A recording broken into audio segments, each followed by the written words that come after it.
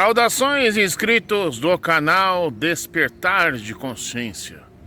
Aqui quem fala mais uma vez com vocês é Emissário Cristiano. Chegamos à parte 4. A partir desta parte você vai acompanhar comigo um estudo mais aprofundado, né? Por que os judeus devem rejeitar a crença em Jesus e Yeshua? Em partes anteriores nós aprendemos por que os judeus não aceitam Jesus como Messias. E agora na parte 4 você vai acompanhar comigo numa leitura profunda, perspicaz, o porquê que os judeus devem rejeitar a crença em Jesus, tá? Vão ser em média aí 15 páginas do mais profundo conhecimento, tá? Não assim completo, né? Mas eu poderia dizer um estudo mais forte, mais sustentável, né? E você pode ter a certeza que estes vídeos vão rolar mais ou menos uns 30, 40 minutos, no máximo meia horinha, tá? Vai ter mais umas 3 partes para a gente concluir esse assunto, né? E aí a gente vai postar alguns vídeos que faltam, né? Não é uma série, mas é um assunto único. E brevemente nós vamos começar o assunto da Trindade, tá? Vamos destronar de uma vez, desvendar este mistério da Trindade de uma vez por todas. Oh my God, né? E antes da gente começar a nossa leitura e nosso estudo, se inscreva no canal, deixa aquele like, deixe seu comentário, compartilhe, solta a vinhetinha.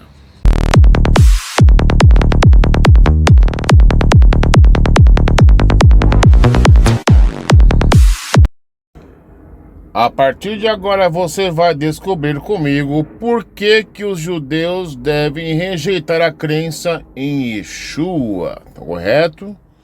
São 15 páginas mais ou menos, tá? Vai rolar uns 3 vídeos, 4 deste assunto. E aí a gente encerra o assunto, ok? Vamos lá, tentar entender, né? Você que se pergunta por que os judeus rejeitam Jesus como Messias, né? Aqui já é um estudo mais aprofundado, né? Para quem gosta realmente de estudar e saber as coisas, né? Não é necessário você se comprometer com o judaísmo, tá? Isso aqui é mais um esclarecimento. Vamos lá. A introdução. Assuntos que lidam com a questão de ser um judeu deve crer em Jesus têm sido debatidos durante muitos séculos. Esses debates foram muitas vezes encenados pela igreja cristã durante o período medieval e no início da Idade Moderna, quando sábios judeus eram forçados a debater a questão com sacerdotes cristãos, muitas vezes judeus apóstatas, como Pablo Cristiani na famosa disputa de Barcelona em 1263. Quando o lado judeu procurava o caso contra a crença em Jesus, a consequência era geralmente trágica para a comunidade judaica. Livros eram queimados, atos de violência contra a população judaica, depredação de propriedades judias, mortes e expulsões. Olha, pela própria Igreja Católica, né, por cima, hein? No período moderno, especialmente na segunda metade do século XX, uma mudança de paradigma ocorreu quando alguns grupos evangélicos cristãos, afirmando-se estarem debaixo da bandeira do judaísmo messiânico, entre aspas, começaram um esforço maciço para converter judeus, o que é comumente conhecido como evangelização dos judeus. Debates com perguntas do tipo: um judeu deve acreditar em Jesus? Tem se tornado comum em eventos do modelo Open Forum, e seus resultados já não envolvem violência física. No entanto, a ausência de consequências físicas não significa que a atmosfera criada por esses encontros seja inofensiva para os judeus.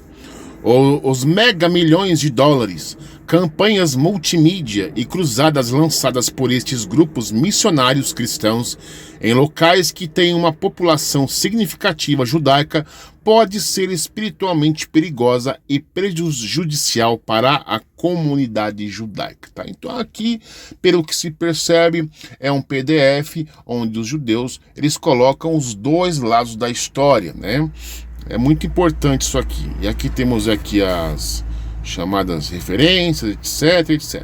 Vamos lá para a parte seguinte. Se há uma coisa que a comunidade judaica, com seus diversos e diferentes níveis de observância, está em acordo unânime, é que a crença em Jesus é incompatível com o modo de vida judaico. Neste artigo, a noção de, entre aspas, por que um judeu deve rejeitar a crença em Jesus é abordada em detalhes. Percebe-se? Detalhes, gente. Então, por isso que eu falei que o negócio aqui é profundo, né? O objetivo aqui não é denegrir a crença em Jesus, ou o cristianismo, ou mesmo os fiéis cristãos, né? Deixando já bem claro. Mas sim apresentar uma perspectiva judaica sobre a questão. Se um judeu deve crer em Jesus e confrontar as diferenças da crença em Jesus com os ensinamentos da Bíblia hebraica. 2. Razões para os judeus não aceitarem a crença em Jesus. Então vamos ver aqui. Vou tentar dar um zoom aqui para melhorar. Apesar do fato de os cristãos acreditarem que Jesus é o Messias e judeus não, esta não é a única diferença entre as duas teologias. Na seguinte análise, a crença de que Jesus é o Messias, assim como vários outros aspectos fundamentais da natureza de Jesus, que juntos incluem os elementos fundamentais da teologia cristã, são comparadas com o que a Bíblia hebraica ensina. Então, quer dizer, o judeu não se baseia na Bíblia cristã ou Bíblia católica, é Bíblia hebraica. Quem é Jesus para os cristãos? Os diversos títulos atribuídos e funções de Jesus mencionados no Novo Testamento tendem a fundir-se uns com os outros e, portanto, são difíceis de definir especificamente. De acordo com o consenso cristão, os 4 atributos chaves que esclarecem esta visão são, temos Jesus é o Messias, que cumpriu centenas de profecias messiânicas em sua primeira vinda e que irá reinar sobre o reino dos céus em sua segunda vinda. Jesus é Deus, o Senhor que encarnou, veio em carne, segundo João capítulo 1, verso 1, né, na forma de um homem.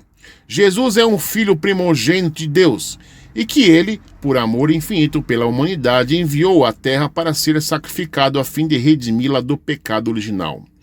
E Jesus era um profeta que era semelhante a Moisés, o profeta prometido por ele e daqueles cujos milagres são similarmente aos profetas Eliseu e Elias. Diante de tudo isso que você acabou de ver das crenças cristãs, o que a Bíblia hebraica ensina?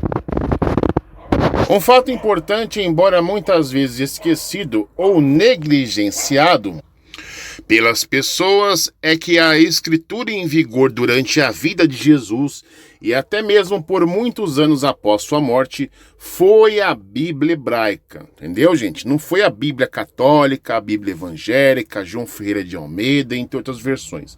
É a Bíblia hebraica. Sabendo-se deste fato, a visão cristã de quem é Jesus precisa ser validada contra aquilo que a Bíblia hebraica apresenta. Isto será feito em partes nas séries de reivindicações apresentadas a seguir. Entendeu, gente? Então vocês têm que se basear na Bíblia hebraica, não é na Bíblia evangélica ou das traduções tendenciosas que existe aí. A alegação cristã.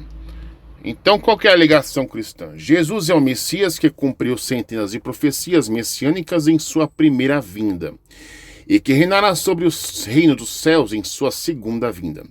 Resposta judaica. Uma vez que discussões detalhadas sobre a visão messiânica judaica já foram apresentadas em outros ensaios, apenas os destaques relevantes serão incluídos em resposta a essa alegação. O Messias judaico. Durante o primeiro século da Era Comum, o paradigma messiânico judaico experimentou uma transformação significativa. Ele afastou-se da ideia de uma era futura feliz, chamado o fim dos dias, e evoluiu para uma noção de futuro líder mortal que iria resgatar Israel da opressão que o povo vinha sofrendo no exílio e dos inimigos que ocupavam a Terra Santa. Foi durante este período que o moderno título de Messias foi adotado como referência a este indivíduo,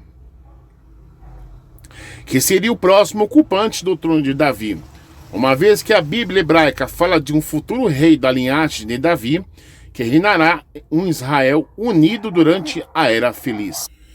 Para Israel, esta mudança de paradigma não deu à luz a uma nova ideia, apenas reorientou a imagem messiânica.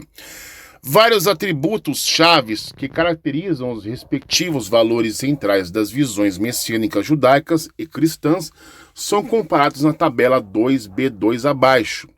Então temos aqui a tabela 2b1, o Messias do judaísmo versus o Messias do cristianismo. Então temos aqui a linhagem, vou até colocar um mouse aqui. Então o que temos aqui? Os judeus, Messias judaico, Messias cristão. Então temos aqui a linhagem, atributos. O Messias judaico será descendente sanguíneo do rei Davi, nascido de pais humanos.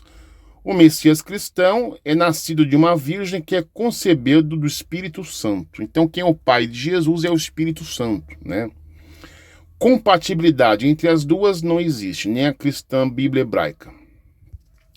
Lugar de nascimento não especificado.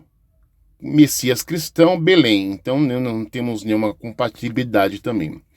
Natureza, será um ser humano mortal. Messias cristão é um divino filho de Deus. Não temos nenhuma compatibilidade. O status, será respeitado e honrado por todas as nações. Né? Não é só naquele local lá, segundo o Novo Testamento, ele veio lá, né? O Messias cristão é servido como um Deus. Tá vendo a diferença? E não temos a compatibilidade. Vamos subir um pouquinho. A função. Qual é a função desse Messias? Será um rei justo que remedirá e restaurará Israel. O Messias cristão, ele veio servir como um sacrifício pelo pecado e expiar os pecados da humanidade. Não temos nenhuma também aqui. Reinado. Será um reino terreno. E o Messias cristão, nenhum. Na primeira vinda do reino dos céus e na segunda vinda. Também não temos nenhuma. Status familiar. Será casado e terá filhos. O Messias cristão não foi casado e nem teve filhos. Aliás, aqui no canal do Emissário Cristiano tem um vídeo lá onde, acho que não me engano, na TV Cultura, onde o repórter ele fala que foi achar um documento onde o tal Jesus, foi casado com Maria Madalena, aquela ex-prostituta, e teve filhos com ela, né? Não sei se é fato ou fake o documento, mas enfim. Surgimento, ainda surgirá, ainda é esperado. O Messias cristão, ele veio uma vez, morreu, ressuscitou e virá novamente. Não temos também aqui. A perspectiva judaica é compatível com a Bíblia hebraica por definição. A comparação acima demonstra que os atributos de Jesus, pelas informações do Novo Testamento, não coincidem com os atributos descritos na Bíblia hebraica para o futuro rei davídico, que será o prometido rei Messias, aguardado e esperado pelo povo judeu. Os deveres messiânicos dentro do judaísmo, olha só. É bem aqui. A agenda messiânica, que foi desenvolvida principalmente através dos escritos dos profetas, é a peça central da visão messiânica judaica. Ela consiste de declarações proféticas que descrevem, em vários níveis e detalhes, o estado global de acontecimentos que irão prevalecer na era messiânica. Isto constitui o conjunto de profecias messiânicas no judaísmo tradicional. Diversas características-chave dos respectivos componentes proféticos das visões messiânicas, judaicas e cristãs serão comparadas na tabela 2b2 abaixo. Então, na tabelinha aqui.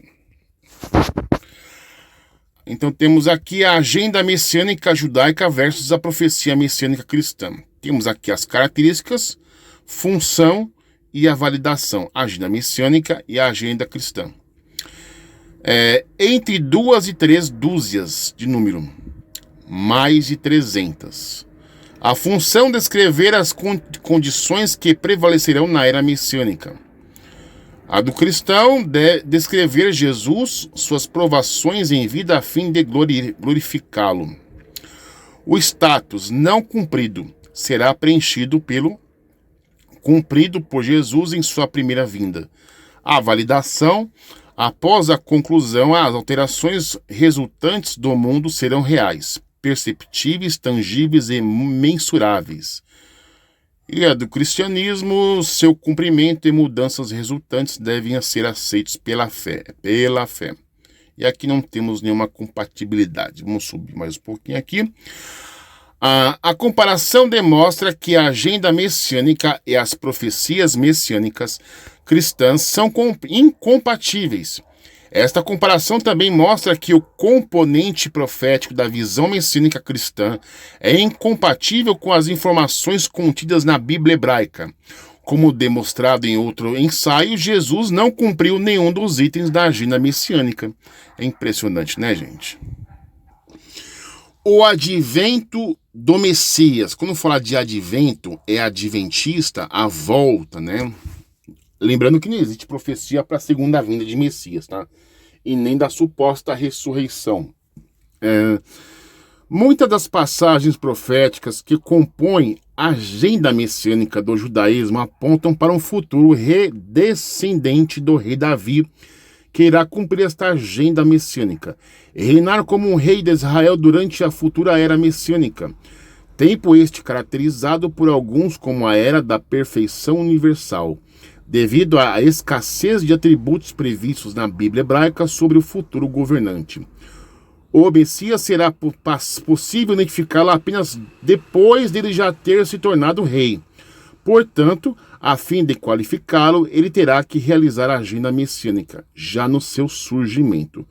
Para colocar esta noção em perspectiva, a tabela 2b3 contrastará vários dos demais importantes itens da agenda messiânica que o Messias deverá realizar. Vamos ver essa agenda messiânica aqui, né? Você crente, ficar bem atento. Contra as condições existentes da época que Jesus, o Messias cristão, viveu. Aqui temos a tabela 2b3, itens da agenda messiânica versus contradições durante o século I. Então temos aqui, ó. Será cumprido pelo Messias judeu. Elias, o profeta, irá aparecer e preparar a chegada do Messias. Condições durante a época do Messias cristão Jesus, o próprio João Batista disse que ele não era Elias. Elias nunca veio no caso então, né? E aqui temos aqui a compatibilidade entre as duas, não temos. Judaica sim, cristã não. 2. Prevalecerá a paz e a pacífica coexistência de todos os povos do mundo. O Messias cristão, a guerra era devastadora em muitas partes do mundo. Temos aqui compatibilidade não, judaica sim, cristã não, no caso registro histórico. 3. O conhecimento universal de Deus irá prevalecer. Aqui no cristianismo, o paganismo estava generalizado e uma nova religião queria adotar em breve muitas ideias pagãs e iria continuar a desviar as pessoas do conhecimento de Deus. Então temos aqui, entre as duas, não temos uma compatibilidade. Registro histórico judaico sim, a cristã não. 4. O terceiro templo será reconstruído em Jerusalém. O Messias cristão, o segundo templo, foi destruído pelos romanos, né? Todo o povo judeu será reunido em Israel. O cristão, os judeus foram espalhados ainda mais do que em seu exílio anterior, após a destruição do primeiro templo. O Messias judeu, Judá e Israel serão reunidos em um só povo. o Jesus, isso nunca ocorreu. A maioria de Israel, que eram pagãos, eventualmente se juntou à nova religião. O Messias judaico, os mortos irão ressuscitar. O Messias judeu, o Messias cristão, isso nunca aconteceu. A história da ressurreição de Jesus continua um mito não comprovável, porque não existe profeta dizendo que o Messias iria ressuscitar. Essa profecia não existe, né? Vamos ver aqui. Com a comparação acima demonstra, o registro histórico indica que as condições detalhadas da Bíblia hebraica como parte da agenda messiânica não foram cumpridas durante a época de Jesus. De fato, condições exatamente opostas prevaleceram durante e após o seu ministério. Apologistas cristãos contrariam esta alegação e afirmam que Jesus cumprirá essas condições em sua segunda vinda. Aí se pergunta, qual profeta do Tanar que disse que o Messias deveria vir 2, 3, 4, 5 vezes? Não tem, né? Entretanto, isto contradiz as informações da Bíblia hebraica, que não inclui tal conceito indicando que o Messias cumprirá as profecias de forma definitiva, já que em sua única aparição. Além disso, não há indicação de qualquer lugar na Bíblia hebraica que um rei ungido de Israel, Judá, viria e seria oferecido em sacrifício através de um martírio que redimiria a humanidade do pecado. Qual profeta disse isso? Que o sangue do Messias perdoaria pecado? Não, a função do Messias não é perdoar pecado, gente. Levantando do túmulo, ou seja, ressuscitado, e eventualmente voltando dos mortos para cumprir as profecias messiânicas restantes, governando um reino celestial eterno.